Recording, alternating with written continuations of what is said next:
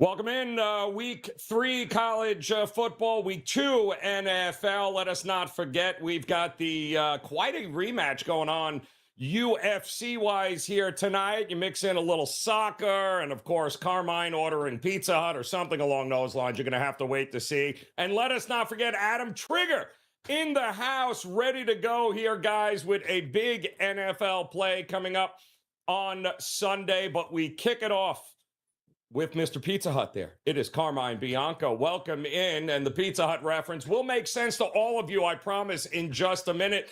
Carmine, nice little special you got going on here. We'll get to that in a minute, but I want to start with a little NFL with a team you and I were just talking about, the Buffalo Bills, because it sounds like you got yourself a little prop that you've been centered on, and I agree with it. Thanks for having me on, Joe. Looking forward to it. You're a big Jets fan, so I'm glad you didn't go at me right away for that game on Monday. But it has to do with Josh Allen, who looked like a deer in headlights against that Jets defense on Monday night. You could see it after the second quarter. He just, on the sidelines, he just looked like he was afraid to go back in. Zero confidence for them. And that's on Dorsey and McDermott changing up the game plans for a more balanced offense. I think they should have gone a different way in that game. And I feel like this is a get-right spot for him. I know you might disagree with me, but the Allen prop for yards in this one, passing yards, is 254.5. 3 straight seasons where he's gone over this number, where he's averaged 259.2 or higher. Including 267 last year, 273.9 at home for him. First 4 games of last season, he averaged 306.8 passing yards per game. I think they've got to get his confidence back. I don't think you're going to see a conservative passing game from them. I think they'll get the tight ends involved in this one, trying to establish a bit of the run to set up the passing game, but I like him to go over this number, 254.5. All right, liking it to go up and over. Got to build that confidence back up, certainly after, that was interesting against the New York Jets here. Shocking that you went with a Buffalo Bill prop. I want to switch over before we get to Pizza Hut here. I want to go over the MLS because nobody does soccer quite like you, Carm, over at WagerTalk there. You host Stoppage Time with the fellas. You guys are cashing tickets all the time. You are looking at the MLS here, and on an interesting one, too, because these are some pretty big numbers, and we're going to focus our attention, I believe, in LA. So what do you got for us here? Yeah, listen, when they're in Spain and the 2 best teams play there, it is Real Madrid and Barcelona, and they call it El Clásico. LA has adopted a different one. When LAFC play the Galaxy, they call it El Tráfico, because it's going to take you about 3 hours to get to the game, regardless of which way you're coming. But when these teams play in, as far as when LAFC is hosting these games as the home team, there have just been a ton of goals scored. 9 games with LAFC as the home team, 46 goals scored, 5.1 goals per game average with LAFC winning 5 of those. This is a team that right now sits 3rd in the Western Conference. They still have an outside shot at winning, at finishing 1st, but they've got to start putting some wins together. Not so good for the Galaxy. Only a couple road wins thus far this season. Likely not going to make the playoffs. Now, this line is like minus 200, and the goal line is -1. I don't like either one of those. So you can literally take a different option, which you can find at different books, which is a game total result. You can take LAFC and over 2.5 goals scored at -105, and you can reduce a -200 favorite to -105. I think we're going to see some goals, and I think eventually we're going to see LAFC scoring in this one. No injuries to report of when the players coming back from international duty. So LAFC, quick score line tonight. All right, there you go. Big matchup there in LA, El Tráfico. I like that, Carm. And just a quick reminder, For those of you that might be watching here live with us on this Saturday, if you have any questions for whether it be Carmine, we've got Adam Trigger coming up talking some NFL. And of course, guys, we got a nobody better at WagerTalk to talk UFC. And there is quite the rematch happening here tonight. We're going to break that down for you here with Kyle Anthony. But in the meantime, we're going to talk pizza. Don't ask me why. I'm going to let Carmine explain exactly what we're doing with the pizza here because, Carm, I stopped. Half of these teams I don't even know. So tell me what we're doing right now with this pizza parlay, which you have made quite famous over the last couple of years here at WagerTalk. Yeah, we're gonna hit this. I like this one. We're gonna hit this one, Joe. This is kind of like the 6 and 60 that I do every Fridays on Puck Time, where I rattle off 6 games that you can take on a Saturday. But this is a multi-sport one. We are taking a college football game, an NFL game, and a game tonight in the MLS. We're taking the Kansas Jayhawks minus 28.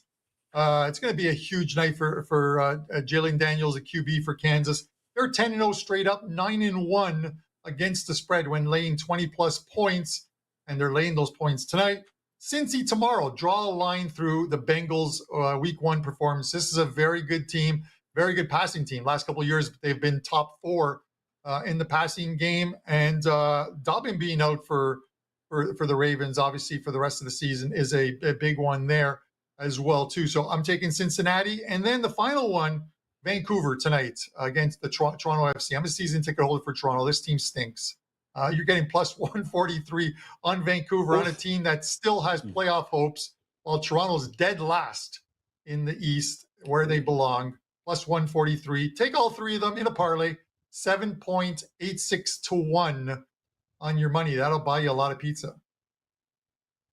Damn. That's I might just buy a Pizza Hut franchise if this thing hits. Vancouver, once again, just to go ahead and recap for those of you that might have missed it. The Whitecaps, he's not talking about a ski resort. He's talking about the Vancouver Whitecaps, MLS, and they stink, according to Carmine. But that's why they're at a pretty damn good number here. You got the Kansas Jayhawks getting it done, and you got the Bengals also getting it done. So pretty nice pizza parlay there, along with Josh Allen going up and over his passing prop to kind of wipe the stank off of that Monday night performance.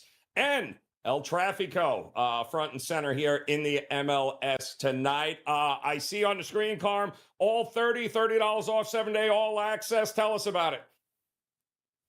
Yeah, 7-day all access, normally $99. You can get it for $69 with the code ALL30. And it's 11 o'clock now, just after 11. I've got a 5% MLS play, a 5% EPL play that goes at 12:30 today. That's normally $35, but grab that 7-day all access, get the next 7 days. A bunch of NFL tomorrow for me, 6-2 in the NFL thus far this season. And number 1 at WagerTalk going back to week 1 last year when releasing 4 and 5% plays in the NFL.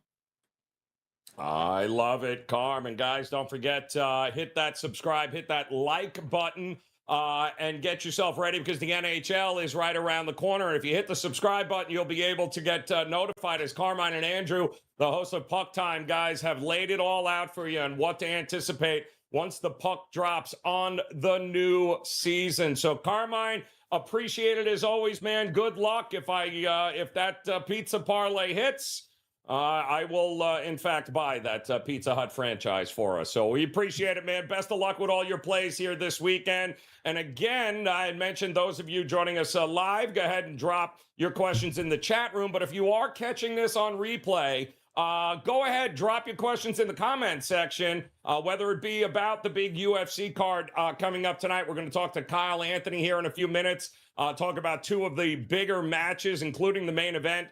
Coming up on that card, drop it in there. And of course, whether it be with Carmine NFL, whether it be with Adam Trigger, go ahead, drop your questions all week long. And we will go ahead all weekend long, rather, and we will go ahead and get to all of them and answer them in a timely fashion. So we are going to bring in Mr. Adam Trigger here now. Why? Well, he's got a little NFL, plus he's ready to answer questions for those of you that might have him here. So, Trig, it is a big week 3 in college. We'll see if anybody has any college questions for you coming up. But your focus is going to be on the NFL here in a game that was one of the first ones I bet this week as well. So talk to me about the Falcons taking on the Packers at home in week 2. Yeah, so I figured I'd circle back and talk about this game. I did a video on this on Tuesday, and this is one that just missed my card. I'll give out a couple of other client plays that I've already released before the end of the show. But I wanted to come and just kind of talk about one I was close with, why I liked it. I still think you could bet it, and that's the Atlanta Falcons. The reason I probably won't come back and make this a client play is because, like you said, Joe, and I hope you're on the side I think you're on, probably should have bet Atlanta earlier this week when they were +1. Now they're -2.5. If you're going to jump in now, I strongly kind of recommend just taking the money line and playing it a little bit smaller. I wouldn't want you to put yourself in the position where you miss the good number and then you compound it by losing with a bad number, which is what I would consider -2.5. But from a matchup perspective, I think this is a great spot for the Falcons. So I'll go back to last week's game. I think it's a little misleading that they were outgained by the Panthers in that game. The reason being, I felt like the Falcons defense really controlled the game. And what was the big takeaway for me as far as Atlanta winning last week was how active their defense was. The pass rush, which, defense is not something we've seen out of the Falcons in recent years. So for them to be as sort of, dominant as they were defensively in that game, holding the Panthers to 10 points, getting after the quarterback, forcing 3 turnovers was really impressive to me. I think ultimately the offense will be what the Falcons are good at this year. I certainly hope it is. I have a nice season win total over 8.5 bet on the Falcons. And I know all my friends, I don't know if Raineri jumped in with this, but I know all my friends have Falcons to win this division at nice prices. I wish I had that as well, because I really do think that they're probably going to end up being the top team in this league. As far as the Packers are concerned, I was impressed with them week 1. I liked them going into last week, but my sort of takeaway is I think that was a very favorable matchup for the Packers. Reason being, I thought that, going into that game, Green Bay was going to be dominant in the trenches on both the offensive and defensive line, and they were. And Jordan Love really wasn't tested. It was pretty much there on a platter for him, Joe. Easy throws. Yep. They were able to run the ball when they needed to. He looked great, but it wasn't the type of test that going on the road to the Falcons, if their defense looks anything like it did last week, this is going to be a much tougher test for Jordan Love. Now, as far as the line movement is concerned, it looks like the Packers might be down a couple of key players, Aaron Jones being one of them, Christian Watson being the other. Again, is that a huge issue? I don't know, but I will say this.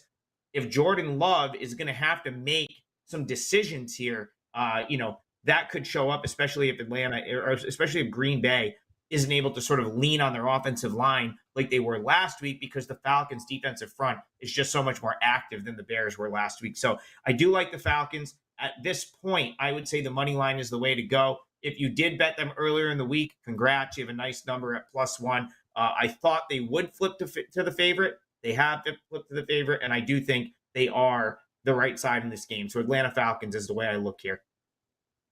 Well, with you there. Loved it earlier in the week. Love it even more now here. I just don't think the Green Bay defense can do what they did in that game against Chicago. They played well over their head there. I think it's come back down to reality time here.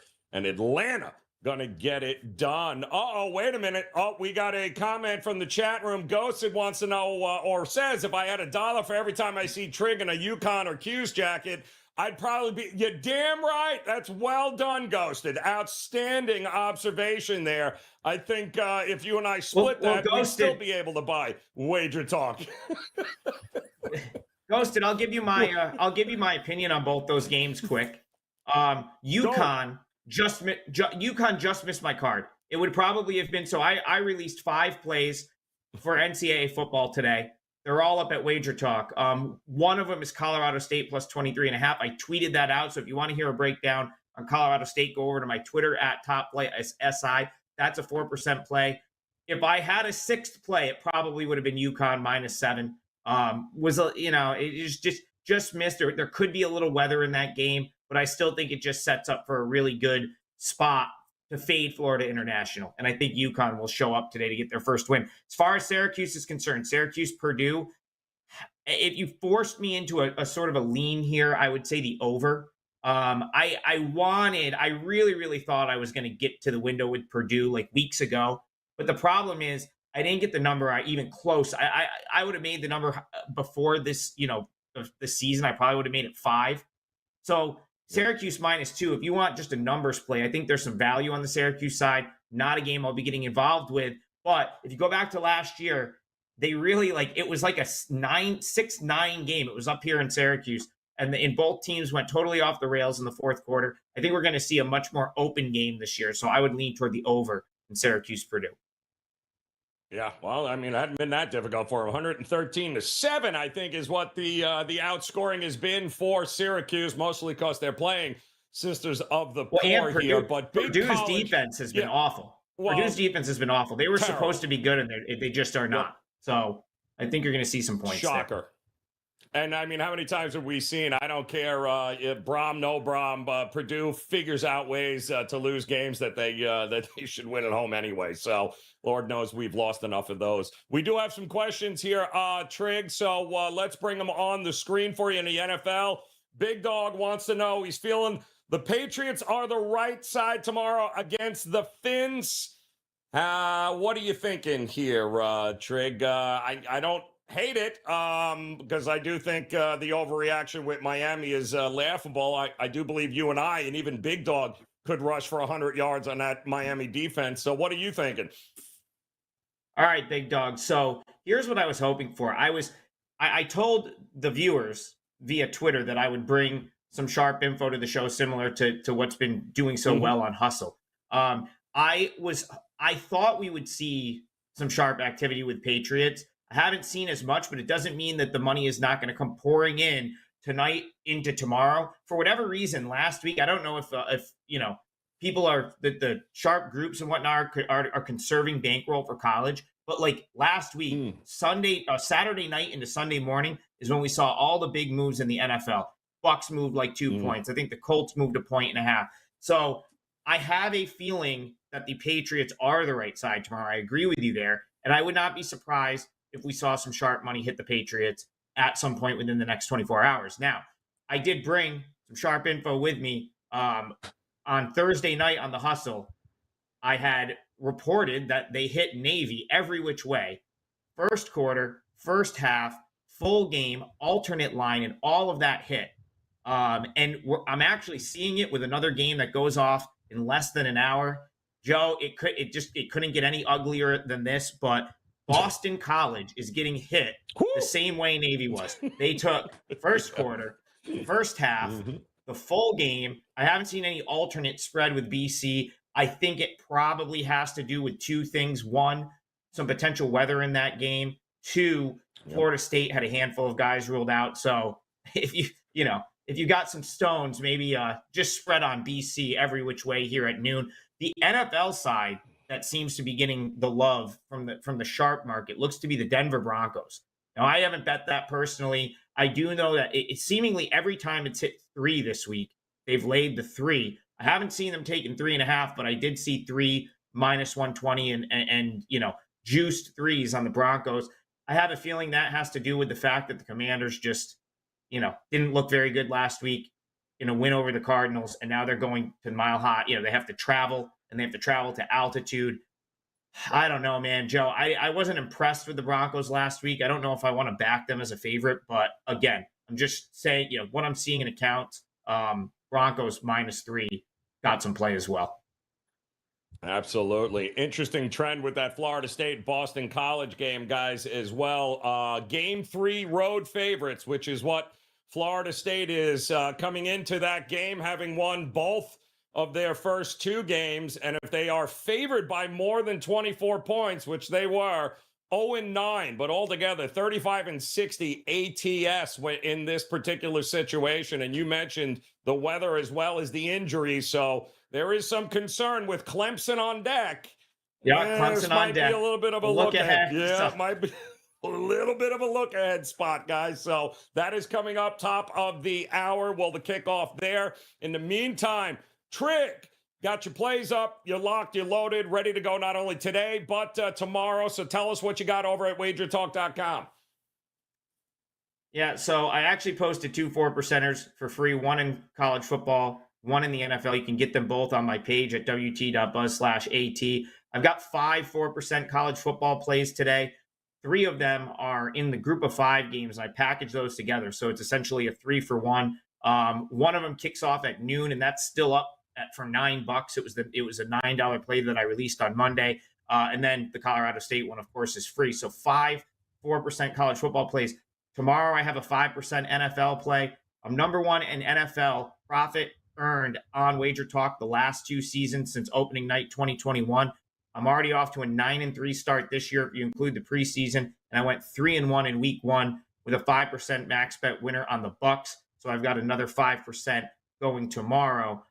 That's up on my page right now, and I'll probably be adding more, throughout the day. Probably add at least one more NFL angle for tomorrow. So head on over wt.buzz/AT. And if you want 30 days of football, either football, the coupon code Adam99 is still good. So it would get you 30 days of NFL or 30 days of college football for just $99. All right, good stuff there, Adam Trigger. Always a pleasure, my friend. Crush it, man. We'll talk to you again, of course, during the week, and make sure you guys check him out on the Hustle podcast Monday through Friday there. Thursday's the live show, but content all week long, which again is another reason if you're just joining us, you should probably go ahead and hit that subscribe and like button, as nobody's got more content than Wager Talk all throughout the week on whether it's the NFL, whether it's college football, and nobody's got better UFC insight than our guys here at Wager Talk, specifically this guy here, as Kyle Anthony in the house joining us, number 1 in combat sports at Wager Talk. It's not even close, guys. All he does is cash tickets with these events, and I love this event coming up here tonight there. Kyle, always a pleasure to see you. Before we get to the main card, the rematch, which I find interesting, one of my favorite guys, Kevin Holland. I mean, nobody talks more crap than Kevin Holland does while he's like in a headlock, man, and he's just pounding the crap out. It doesn't make a difference. But he might have his hands full tonight in this one. So what are you doing here with Kevin Holland? Yeah, so this one here definitely is interesting. Money continued to come in on Jack Della Maddalena. Right now we're looking at around the minus 145 mark here. Other side, you've got Kevin Holland plus 120. And looking at this spot here, really the big part here and the success where Della Maddalena has had is really inside, going inside, working his boxing, getting in tight, utilizing his quick hand speed, his power, very quick developing combinations. And the one thing that really has worked for him is the body shots, incredible body shots. No one digs it like he does. He really works it there. It opens up a lot of shots, drains the power and the cardio of his opponents. But the big thing here, and probably the biggest thing you're going to see throughout this fight, is going to be how he's going to cut distance. Kevin Holland is the reach. All of that is going to be interesting there. He's going to have an 8-inch reach advantage and a 4-inch height advantage over Jack Della Maddalena, which is going to be tough for him. And if Holland kind of peppers out that jab, works his combinations, throws straight shots, I really think it's going to be difficult for him to work his boxing and get in tight. And the other part about it is, yes, Kevin Holland will throw his combinations from odd angles and all these different things, very explosive. But the one thing for him has kind of been his kryptonite has been the takedowns. It's been having his opponents and coming in and trying to get him down. Now, the one thing about this is Jack is not going to look to do that at all. He's not going to be doing it. He's going to stand, look to bang. And that actually, not only does it allow Holland to kind of move freely, move forward, and throw his big combinations and utilize that range, but he doesn't have to worry about the takedowns. And then on top of that, he probably has, well, he definitely has the better grappling. So he's a black belt in BJJ. So he has these credentials. Some people don't really look at that as, hey, that's what he can do, because he doesn't choose to do it.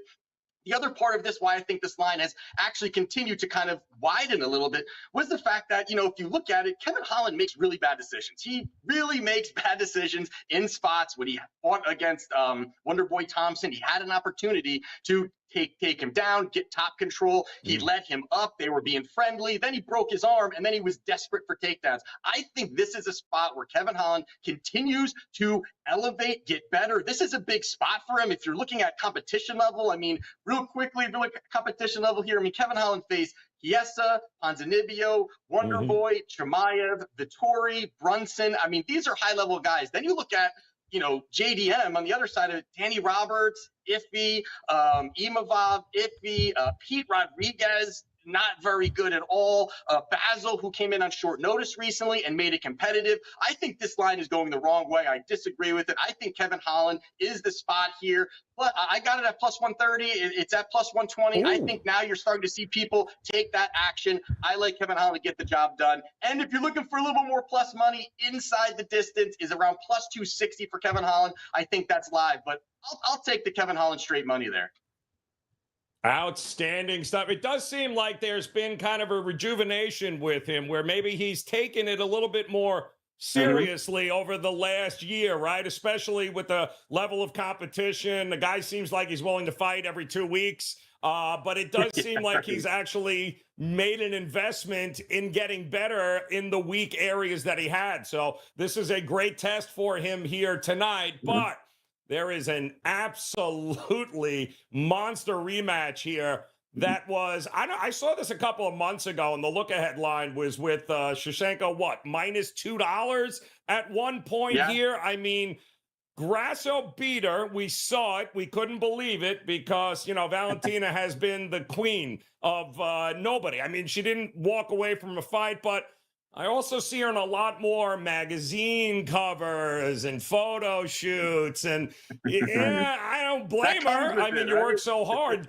Right. But it seems like maybe, just maybe, Grasso wanted it more last time. And I don't know. Is Grasso the right side to defend it again this time?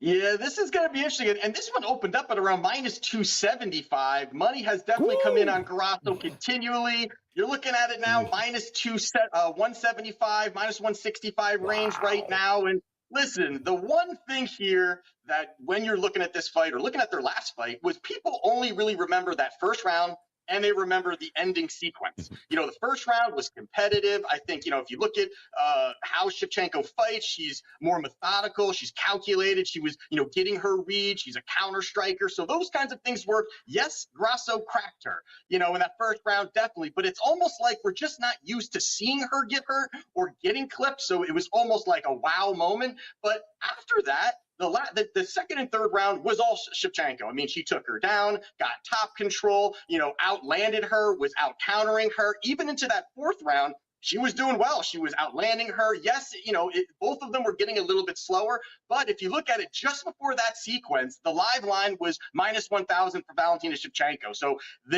she was on her path. She was on her path to getting that victory. And on the other side of it, Grasso, she definitely is elevating. There's no doubt. She looks fantastic. She is elevating her striking defense, her striking, getting more well-rounded. But I think for her, she has to really push that pace. If she wants to win this fight, Shevchenko can be low volume at times, can be more patient at times, allowing the opponent to kind of get off. But on the other side of it, Shevchenko, if she does what she was doing, she doesn't have to change too much. She works the jab, looks for those takedowns. I think the takedowns are going to come early and often for her, and she's going to look for that crucifix finish. She's going to try to get that, the arms down and look to throw those elbows. I think that's going to be huge for her. But on the other side of it also, we saw this fight 6 months ago, to your point. We just saw this fight 6 months ago. How much could really change? How much could possibly really change over 6 months where, again, listen, these, historically, these do favor the current champion. There's no doubt about that.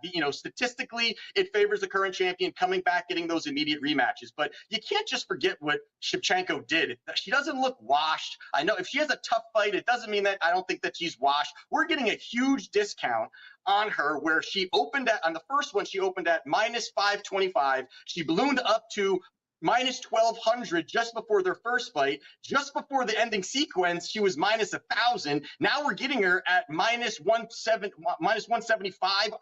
To me, I just think that the market's overcorrecting itself. I think that this is a spot for Shevchenko. I understand it. It's Noche. It's the whole Mexican thing going on this weekend. But I think that this is Shevchenko's belt. She looks focused. She has the path. And again, I just think she gets the job done. So I like Shevchenko here. Got her at minus 165. Seeing a little buyback at the minus 175 mark, but I think Shevchenko gets the belt back.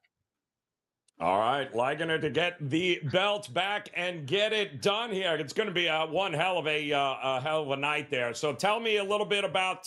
Actually, I think we got a couple of questions coming up here about this UFC card. Let's check it out. About live betting at the UFC. Wants to know here, Vegas Gianni hasn't tipped his toe in it yet, but there certainly was a great spot to live bet Strickland. So is that a approach that you take in these championship fights?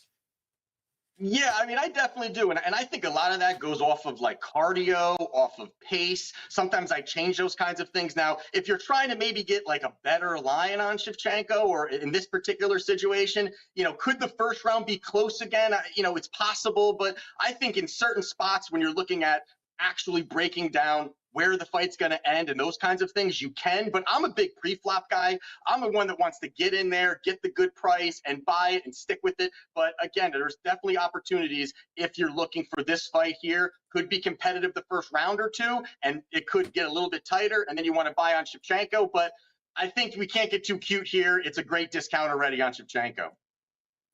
All right, great discount on Shevchenko, and I believe we've got one more coming up here for him, and let me see if we can get it regarding, oh no, yeah, this was awful here last week on so many levels here. You never wanted to get your thoughts on this when we saw you about the Izzy fight too, which just seems so nauseating on so many levels. I can't even begin to tell you there, because I've never seen a dude win a belt in 5 rounds with simply a 1-2 punch, which is basically all he. I mean, you got to be kidding me, right? I've never seen anything about that. But wanted to get your thoughts on there, and we do have absolutely one more question here, by the way, which we'll see if we can get an answer for the guy. Look ahead here with Gamrot versus Fiziev coming up next week. Decent favorite, but Gamrot could come out surprise some people here. What are you thinking about that one? And were you shocked as everyone else that Strickland got it done? Yeah, in the Strickland fight, in my breakdown, I thought the only path for him was going to be the pressure. I was like, he just has to pressure, keep Izzy on the back foot. Now, as I say that, I bet Adesanya via knockout plus 115. So I can't say that I picked it, but that was going to be his path. That was going to be his way. I was absolutely surprised how easy it was. I mean, it almost seemed as if Adesanya was just uninterested, didn't want to, even the last round where you're absolutely losing. There, I mean, Strickland was just yelling in his face, throwing the 1-2 punch. It was almost like Adesanya had wilted. He had given up. I mean, for one of the best strikers, maybe on the planet, on Adesanya, to lose to a 1-2 and pressure in the bigger cage. If this was Apex cage, I would think a little differently, like, oh, he needed a little bit more room or space.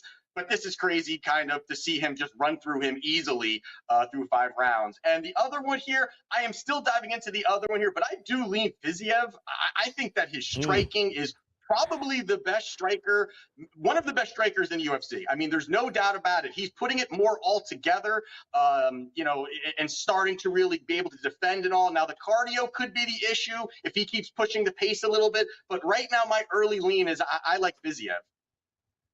All right, that should be an all-out war too. That should be an awful lot of fun. Two guys, very high motors, will just keep coming at one another. So that should be a good time. All right, so you've got you got everything set up, ready to go tonight here. So if people go to your page at WagerTalk.com, they can pick up everything you got going. Yeah. So right now I have a 5% play up, 4 plays in the package. Probably going to sprinkle one more in before the fights go off. So I'll have about 5 in there. But just hit on a nice 5% last week. Tyson Pedro plus 100, first round knockout, easy peasy. I want to do that again this weekend. So feeling good about it. Cashed 12 of the last 18 events. A little over 12 units over the last 2 events. So feeling good, ready to go. And, hey, listen, we got NFL, college football, we got UFC. This is a great time of year, man. Great time of year. Love it. And we got a big fight here tonight. So there's the address, wt.buzz/KA. Get yourself a little UFC action tonight on your card as well. Kyle, always a pleasure, brother. Best of luck with the plays. Thank you so much for hanging out with us here today. And of course, thank you guys for joining us here. And again, don't forget, if you have any questions, whether it be the UFC fights, college football, NFL, all you have to do, drop them in the comments section. For those of you joining us here on the replay, these guys, whether it was Carmine, whether it be Adam Trigger, Kyle Anthony, they will keep an eye on the comment section. They will get back to you and answer any last-minute questions that you guys may have. But if it's whether it's college football, NFL, UFC, if it's game previews and best bets that you guys want, well, that's what we've got. And you can take a look right there on your screen. The video popping up right now will lead you into all of that. So just click on it and come back and join us again next Saturday here for another edition of Last Call on Wager Talk. And until then, best of luck with all your plays this weekend. We'll talk to you again soon.